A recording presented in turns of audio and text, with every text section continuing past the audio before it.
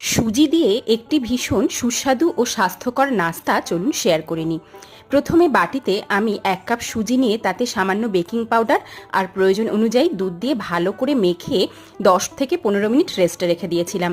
দেখুন সুজিটা ফুলে গেছে। এখন আরও কিছুটা দুধ দিয়ে কেটে রাখা সবজি একে একে আমি এর মধ্যে অ্যাড করে দিলাম। একটা তড়কা প্যানে কিছুটা বাটার দিয়ে তাতে 1 চামচ জিরে, 1 চামচ সর্ষে, রসুন কুচি, কারি পাতা দিয়ে ভালো করে ভেজে তড়কাটা আমি বাটির মধ্যে দিয়ে দিলাম। এখন সমস্ত উপকরণ ভালো করে মিশিয়ে গোলমরিচের গুঁড়ো, বিট লবণ আর রেগুলার লবণ দিয়ে ভালো করে মিশিয়ে একটা ডো তৈরি করে ফ্রাই প্যান গরম করে বাটার দিয়ে 1 হাতা করে ব্যাটার ছোট ছোট গোল গোল শেপে ঢাকা দিয়ে সিমে 5 মিনিট ভেজে নিলাম। 5 মিনিট পর উল্টে অন্য পিঠটাও এই একই রকমভাবে ভেজে নিলাম।